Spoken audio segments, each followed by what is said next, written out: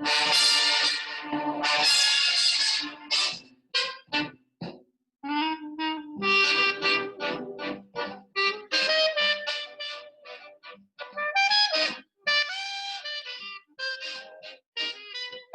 guys, welcome to episode 8 of Living Well. I am so excited about our guest today, one of my favorite writers in town.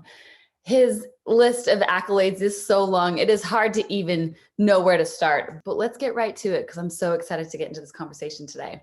He's an American country music singer, songwriter, and record producer, originally a solo artist for Curb Records, but he has written and produced songs for Kacey Musgraves, Kelly Clarkson, Sam Hunt, Kenny Chesney, Reba, Jake Owen, Luke Bryan, The Band Perry, Lady Annabelle, and Keith Urban, Thomas Rhett. I could go on. Guys, I could go on for a long time. The Academy of Country Music named him Songwriter of the Year in 2014. He also won Best Country Album and Best Country Song in 2014 at the Grammys. For his work with Kacey Musgrave, he stars as one of the on-screen talent producers and mentors on NBC's Songland.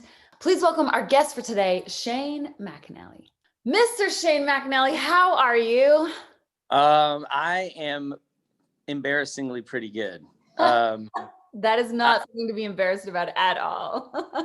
You know, I've been laying low, but like really enjoying the time with my family. And we absolutely made the best of this. I have to say that I would wish that everyone would sort of have just some time to realize that we needed to stop and take a breath. I know that that's not easy for everybody, and it may not even be possible for a lot of people. I don't want to seem arrogant in saying that. I'm lucky that I can do it, but yeah, I needed a reset. So I got a big one.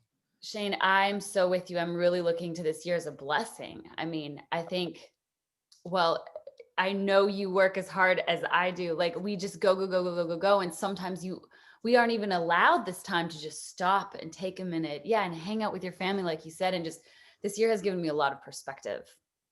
Yeah. And, you know, just one of the things for me is that it's not FOMO. I mean, I have major FOMO, but it's more of fear of not keeping up. Mm-hmm. And I always said, like, I love snow days. And the reason I love snow days was because I knew everybody else had to stop too. So true. And this gave me that sort of vibe of like, look, and I know I have worked really hard during this time, but it's a different pace. And for some reason, because the whole world is sort of in the same boat, I felt like I was justified to do it too. It's you know, as opposed to being like 100% feel that it gives you permission to slow down. Permission. Yes, that's right. Yeah. So I want to go way, way back. I mean, you appeared on Star Search at 14 years old, like so young. So how did that experience change things for you? Was that the moment to be like, oh yeah, this music thing is kind of cool? Or were you still involved and in love with music and wanting to pursue it before that? Yeah, I was doing music before that. Actually, it's funny because Star Search is such a mark in my story, but not for the reason most people would think. It was not positive for me. The process of getting on the show was huge and felt like a huge deal. You know, I'm from Mineral Wells, Texas, this tiny place that we actually got all the way on the show. But I don't know, I wasn't good, and I wasn't good up here. And I went in with a loser's mentality. And the thing is, it was just Star Search. And now, you know, 30 years later, I go, wow, that was just this tiny little blip. But at the time, you know, my parents had divorced. My dad actually was incarcerated. I felt a lot of pressure to make it right. And I felt like Star Search was this glimmering hope of like, if I do this, this is it. This is my ticket out. And I lost on the show. And I wish I could have seen it as a win then, just getting on the show. But really, all it felt like to me was like, oh, well, you got to go back and this isn't, you know, it's that voice. Who do you think you are? Of course, this isn't going to work out for you. And yeah. So that was, I spent a lot of time after in that headspace. And also, I was this awkward kid that was trying really hard to be the straight kid in a small Texas town playing sports, which you can do gay or straight, but I was holding it all together. It was like trying to make everything look right. And it actually took me years to watch that video because I almost felt like that was a different person. And I felt so bad for him that I wouldn't watch it. And they did this thing at the Hall of Fame a couple years ago, this huge honor called Poets and Prophets. And they asked if they could have the footage. And I actually said no at first. I said, I haven't looked at it. And it, anyway, we ended up using it. I sat in front of a crowd and watched it for the first time in 30 years. And I laughed at it because it was funny because I was wearing the most ridiculous clothes you've ever seen. But then when it was over, the guy asked me, Michael at the Hall of Fame asked me, what would you tell that kid? And I just started crying. And I just said, I would tell him it is going to be okay.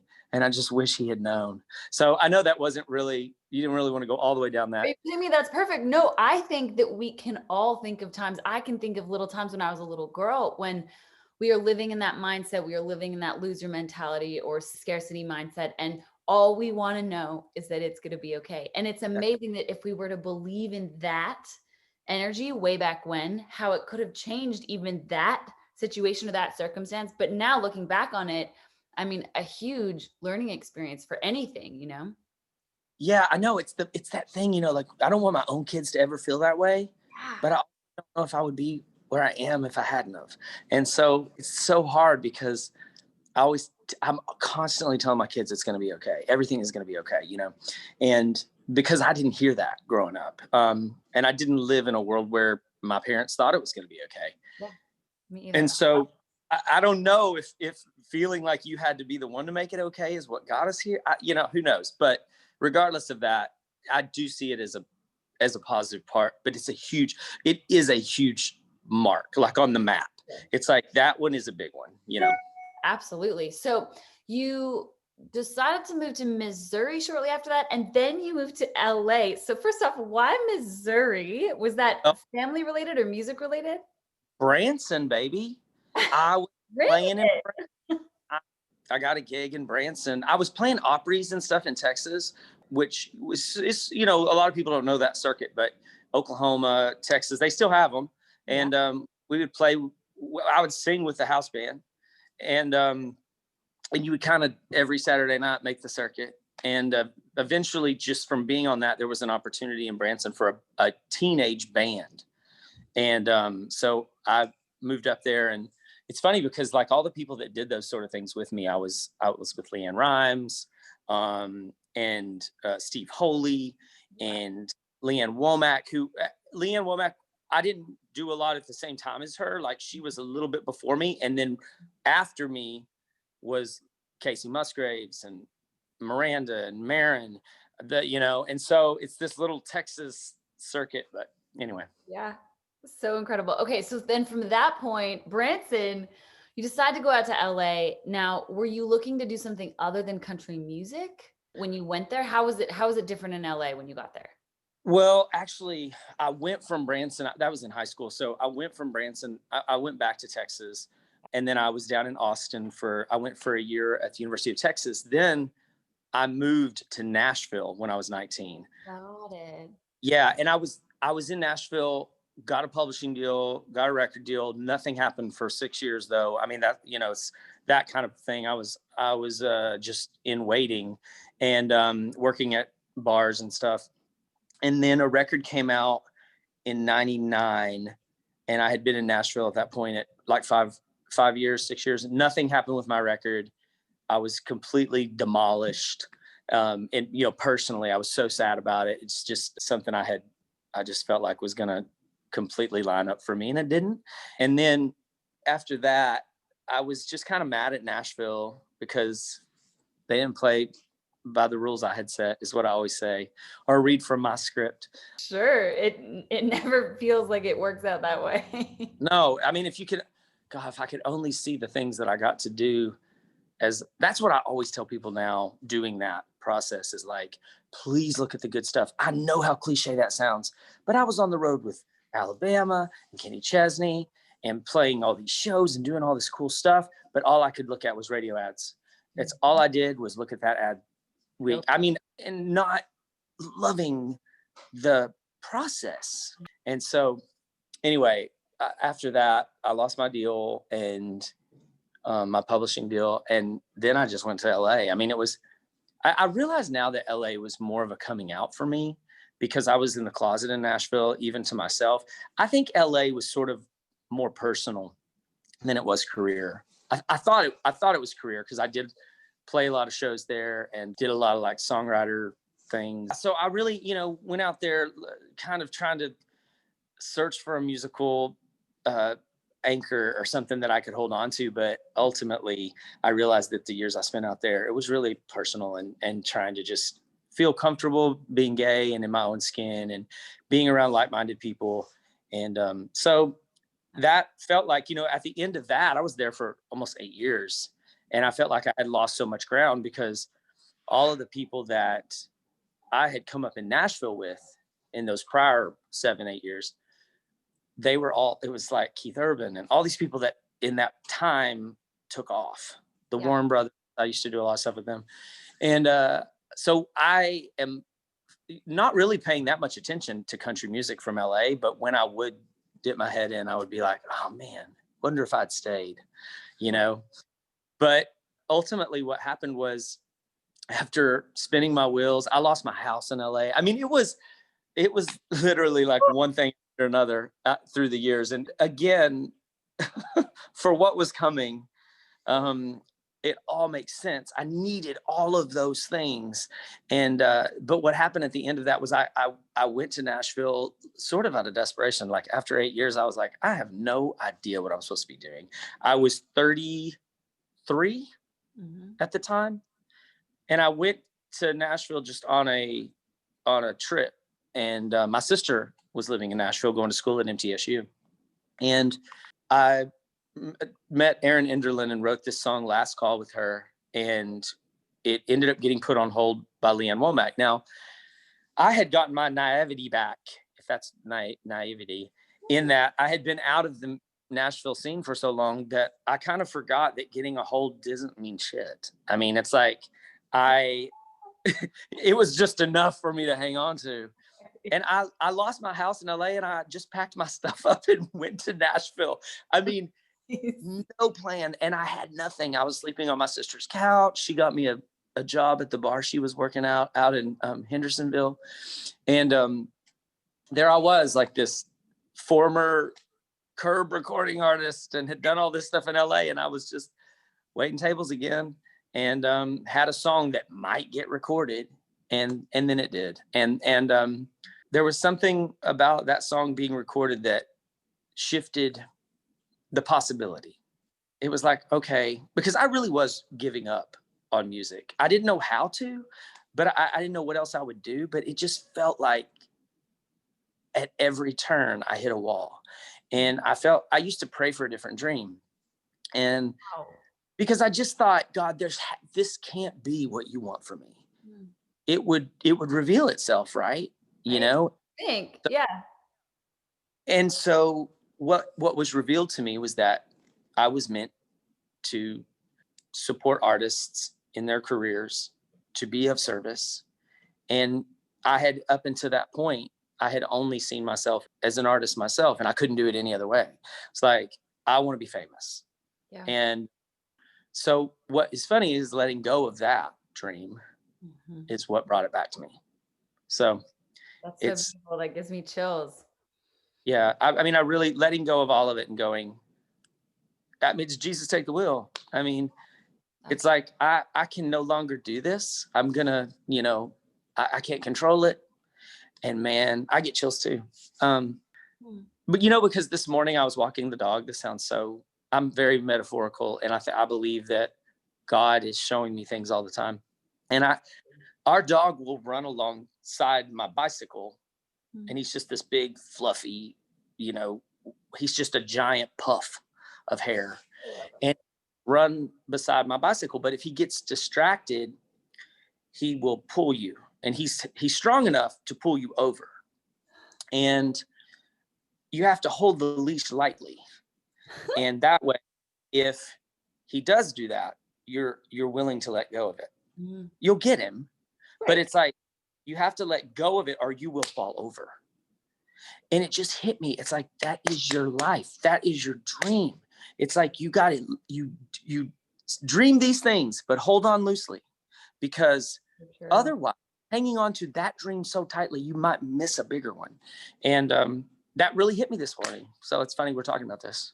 That is, gosh, gonna make me cry. Yeah, I've really been feeling that too. It's like the constriction in yourself when you're holding on to things so much is the main thing that holds you back.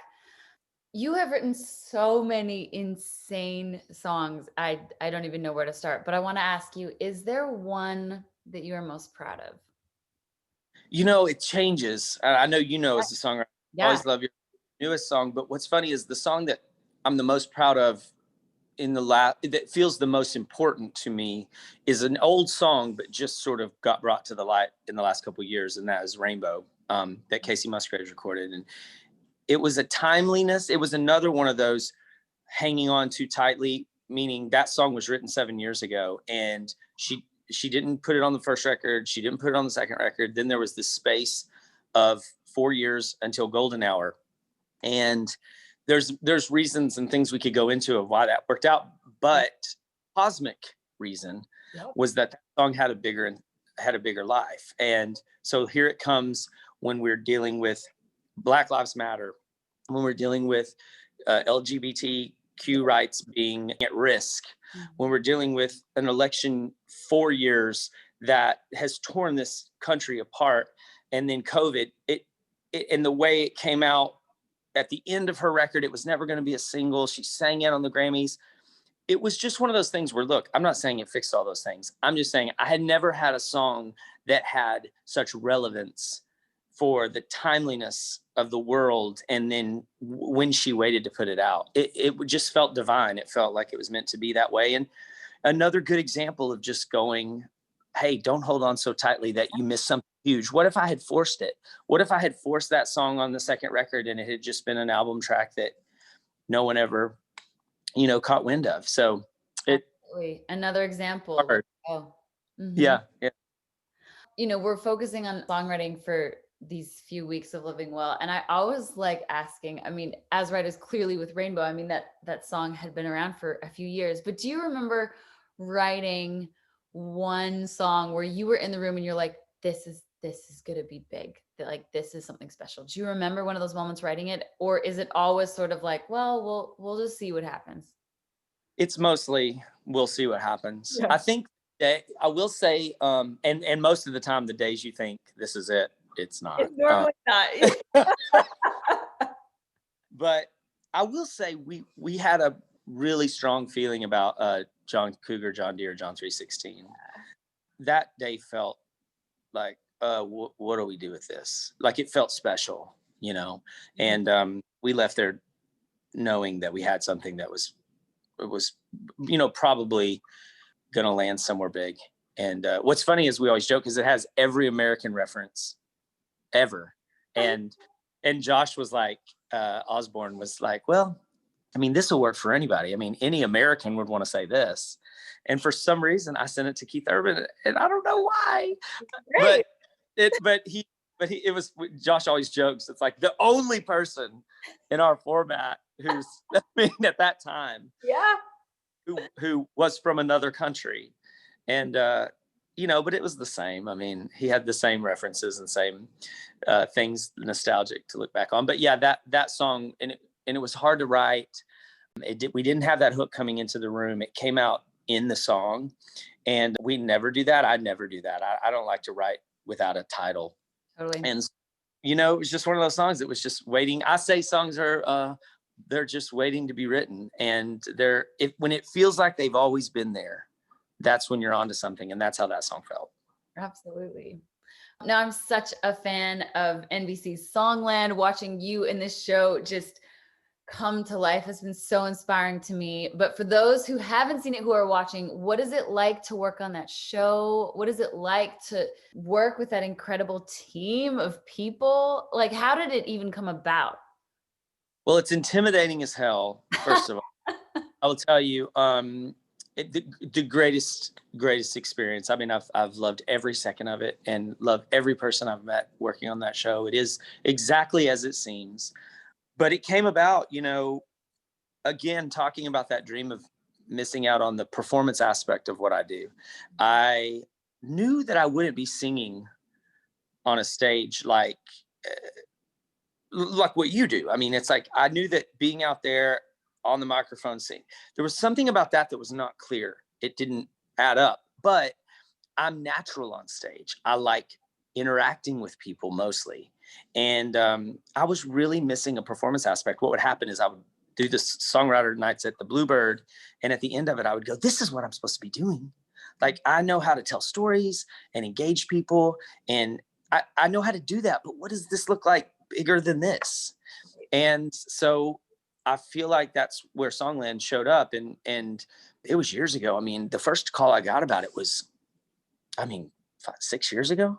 Wow. And the woman who called me, the head producer, Audrey Morrissey, she said, we already have Ryan Tedder and we're working on Esther Dean and we need someone that does something different than them. And I was like, I don't even know what you're about to pitch me, but I don't care what it is. I'm doing it like that.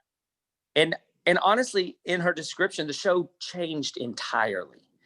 It was like white noise when she was telling me, because I didn't care. I was like, I know that, first of all, those people involved, Dave Stewart was a creator, Adam Levine was involved. It was like, I'm doing this. And then, just to continue everybody's, the thread of dreams that you hang on to, after about 2 years of going back and forth with them and them developing and changing the show, I flew out to meet with the head of non-scripted at NBC. And it was this huge deal. Like, I was just going to meet him and he was just going to basically just see me in person. I went in, he was on the phone. He could barely be bothered to talk to me. I was there for 10 minutes, flew to LA. I was there for like 10 minutes and he was like, he got off the phone, shook my hand, and I left. And I was like, like, I guess he just needed to see what I look like more than a picture. Wow. I never heard another word. And 6 months later, I was hearing about other people in Nashville having the conversations with them about Songland. And I really was in a place of growth where I was like, if it's mine, it'll come back. And I have to be okay with that. I have to let this go. I have to let it go. And it was the hardest thing I've ever considered letting go. I was heartbroken.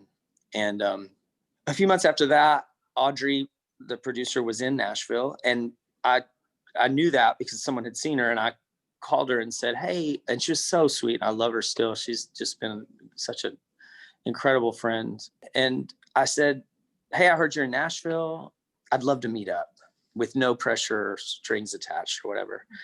So we went and had lunch, and she was just so kind to me. And she apologized and said, when you went out to meet with the guy at NBC, I don't want to say his name, he's not there anymore. Yeah. He just didn't think you were right for it. And she said, but I fought for you, and we're still looking. And she said, and if it's any consolation, everyone that I've met with in Nashville has said, you should be talking to Shane. And which I love about Nashville. I mean, oh my gosh, he's meeting with other people for this gig, and they're saying, oh, you gotta use him. Yeah. And something came out of me. I felt possessed. I've never done anything like this in my life. I said, you can talk to everybody you want to, but you can go back to NBC and you can tell them, I'm going to be on that show. And 3 days later, she went back and she called me and she said, you were right. And that was when it all started. And I'm not that kind of person. Like, that's not my natural, but I let God have it, and God spoke through me, and it felt as natural as anything I've ever said. That story has been very relevant to me in everything that's happened since. And Songland right now, you know, because of COVID, because of taping and things that have moved around, and being still a relatively new show, you know, we're still waiting on what we're going to do next. Yeah. And I'm living my own advice, which is hold this dream loosely, because, you know, I heard someone say this. I don't know who it was, but he said, it was a minister that I was listening to the other day. And he said, you dream your dreams and you show them to God. And then God says, let me show you the dreams I've been dreaming for you. And that's where I'm at. And God's dreams are usually so much better And they are. I used to think it was settling. I used to think if it was like, okay, God doesn't want me to be entertainer of the year. Okay. So that means that's not going to happen for me. It's going to be something less than, but at least it'll pay the bill. It's not. Nothing has been less than. Everything has been so much more than I could have imagined for myself. And I feel like I'm just getting started. I just have to let that control part go. Yeah. And it's so hard. And it's a choice every single day that you wake up and you're like, all right, this is not my ship to steer. That's right. It's not. And you will find so much fulfillment. I mean, I know, because people used to tell me this stuff and I was like, bullshit. I was like, there's no way. I know what my dream is. I've had it since I was 6 years old. I've been watching the CMAs and watching the people in that little box and thinking, how do I get in there? How do I do that? And I get to do those things. But there was something that couldn't have even been imagined for me. That wasn't even on the planet yet. And it's, you know, it's still in process. But I get so like worked up talking to young artists now and saying, you have to hear me. Like, you have to hear me. This watching radio ads, this worrying about numbers, I understand why we do that, because it's a business, but it is not going to fulfill you. No. It's not what's going to fix it. Right. Hopefully it gives you a platform and those things happen along the way. It's like, I tell these artists, hey, you know what? If you want hits, you're going to have hits, but it's got to be about something else. And what's your legacy? What are you really going to leave people with? What do you Even really if it's, say? what do you want to say? I mean, that took me forever. That's why my record deal didn't work out.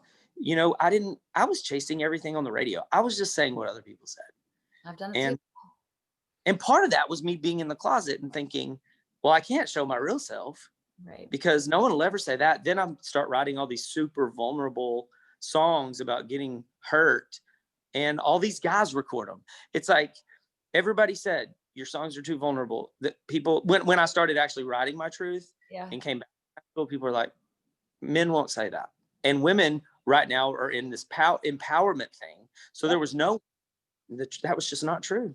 That was not true. They were waiting for someone to say it was okay. And, you know, Kenny Chesney recorded Somewhere With You, and that was my first #1. And he said it was okay for a country tough guy to be vulnerable. And I'm not saying no one had ever done it before me. It had just been a long time since men could be vulnerable. And that, you know, that was just the timing and everything. It just worked out for me, because when Kenny cut that song, and all the guys were like, you have any more like that? I was like, yeah, actually, I have a lot. I have a whole lot. Yeah. No one's wanted them until now. So you're like, I'm ready. Well, you and your sweet husband, Michael, I love you both so much. And you have the most incredible family. Like, you're just so amazing to follow on social media. I love the videos you post of your kids. I want to know, what was it like going from no kids to then having twins? A nightmare. Like, how crazy was that? You know, we're a special. This is a funny conversation at this moment, because we've been with them for so long in the last year. I mean, in the house with them. 4 walls in. Yeah. And you know, I think we certainly thought we were more prepared than we were. Mm-hmm. Everyone, I guess, there is no, you know, everyone had so much advice, books, this, and I do this too to people. I'll say, when someone's having a baby, I'll be like, well, but the truth is, at the end of it, I'm always like, the truth is, you will forget all of that. And Totally. these kids are going to sort of tell you how to be parented. I mean, that's the thing, is kids are all their own little aliens, and they sort of direct what they need. And I think that's been the sort of the strangest thing about having two. I mean, it is a novelty to have twins, and it's so fun. I love telling people they're twins because they're so different, and they're proud of it that they're twins. But the one thing that is, at times I do wonder what it would have been like to experience one, because ours was more like, you gotta just, Like, man yourself. Yeah. It's like, it wasn't about the journey. It was just about, especially in the early days when they would all night feedings and stuff. And we were going to be tough and do these things and also work at the same time. And man, it was a lot, and they still are a lot. They are a demanding little duo, but so smart and brilliant, and just like, you guys are incredible parents. thank you. So we have, we both came from great parents that worked really hard, but did a lot. And I mean, the thing is, our parents, no matter how great they are, that we all as parents have to realize that it's not mistakes. Mm-hmm. It's just the things are going to happen that you're going to get blamed for. I mean, that's just ultimately, that just happens. And we wanted to do most of it different than our parents. And what we found is that we've done a lot of it the same, and it's appreciate our parents a lot more. And that, it looks a lot easier. And anyway, we have, it's just, I could say a million things about being a parent. Yeah. And if you saw me this morning, 3 hours ago, getting them out of the door, because they go to a little pod, like virtual school, and I was losing my mind and throwing shoes, cussing in front of them when I hate doing that. But now I'm talking about that it is the greatest thing ever. Yeah. But yeah, there's a lot of things that happen that I would die if someone saw. I can only imagine. Well, Shane, I just appreciate you so much. Thank you for taking a few minutes out of your crazy schedule to come on Living Well. I know you have a lot coming. We're so excited to see what's coming with Songland. I know you've been working with one of my best friends, Carly Pierce, and writing and producing all her new music, which is just so incredible. I'm so excited about it. So thank you so much. I could do this all day. I always feel this when I see you. I just love talking to you, and I love that angle of what you're doing. And even the phrase "living well." I mean, if we could just all adhere to that, whatever that means at any level, whatever that means, just live well and be kind to yourself. I mean, that's the thing. That's number one. If you can't be kind to yourself, then you can't be kind to anybody else. That's right. You're just great. Thank you for having me. Thank you for such a wonderful talk today. I so appreciate it. Give Michael a hug for me, and I hope I can see you guys soon. Me too. All right. Bye. Take care, Shane. Bye. Shane, thank you so much for coming on Living Well. I always appreciate being able to talk to people I look up to in this industry and in this town, and you are definitely one of them. And hearing your story and hearing just how inspiring it is to learn to let go. I think that being able to not have to be so holding on to what we want so much in life is very freeing. And when we can do that as a society and as people, even when we're living at our dreams, or regardless of where we're at in our lives or what we're doing or what we're working towards, being able to just sort of have this freedom with where we're going and what we're calling into our lives, and also what we're trying to hold on to is I think where the magic lies, and hearing you say that today was just, it hit the nail on the head for me, especially right now. So thank you so much for coming on Living Well. Guys, this is why it's so inspiring to me to be focusing on songwriters still with Living Well. We just started our songwriting course, Right from the Heart, the 4-week course. Adam Roa and I are hosting it last week. I guess we're on our second week this week. It has been so fun being able to write with you all and learn from you all. We have this really special container of writers, and it's just been really inspiring for me. Honestly, we're writing together every week. We're learning. If you'd like to check out more about Write from the Heart and these workshops, and if you'd like to learn about songwriting, click the links below, and you can join in the fun. But now, as I always like to focus on some positive news stories, I think that there's so much going on in our world right now. We're just feeling so much, which is why songwriting is so important. But I always just like to highlight a few positive news stories so that we know, you know what? This is good. There's still really good things going on in our world right now. So it is now time for the wELLisms of the week. wELLism number 1. A man in Mexico opened up his home to over 300 animals after Hurricane Delta plowed through Mexico. Ricardo Pimentel took in over 300 dogs, several rabbits, chickens, and even a hedgehog to save them from the storm. While Ricardo's house took a beating not only from the hurricane, but from all of the visitors inside, he said anything broken inside can be fixed or rebought, and he's just glad the animals had a place to stay safe. With the help of several donations, Ricardo is able to feed all of the animals and help them find homes. Ricardo, oh my goodness, 300 dogs? I can't even imagine. That would be crazy. And thank you so much for just having such a big heart. All right, wELLism number 2. 9-year-old Reese Osterberg loves baseball and was devastated when she lost her 100-piece baseball card collection from her home to a wildfire in California. After hearing her story on his local radio, Kevin Ashford of San Jose picked up his phone and called the news anchor team to tell them he had a collection he wanted to donate to her. Kevin was getting together his 25,000 baseball card collection to sell on eBay, estimating it's worth between $35,000 and $50,000. He decided to deliver his card collection to Reese instead. And after seeing the huge smile it put on her face, he knew he had made the right decision. That is incredible. Kevin, I applaud you. And Reese, I hope you're enjoying your new baseball card collection. My goodness, that is quite a collection. wELLism number 3.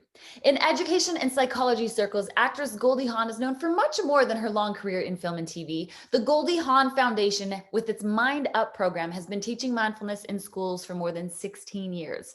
With the pandemic keeping most students at home and parents racking up their own stress levels related to that new reality, Mind Up has revealed a new free service that families can access 24/7. Mind Up is partnering with Insight Timer and is now delivering short 5-minute exercises based on their accredited curriculum already that teach daily gratitude and brain breaks proven to improve focus, resiliency, optimism, and empathy. Goldie Hawn, we see you. I love Insight Timer, actually. That's a really cool app. All right, you guys, those are the wELLisms of the week. I hope you enjoyed this episode as much as I did. It was such a pleasure to talk to Shane and pick his brain and hear his heart. I love him and his husband, Michael, so much. I hope you are staying well. I miss you all. I miss seeing you all on the road so much. For those here in the States, I wish you a very happy Thanksgiving. I hope you are finding time to spend with your loved ones and your friends and your family. I will see you guys next week. Bye.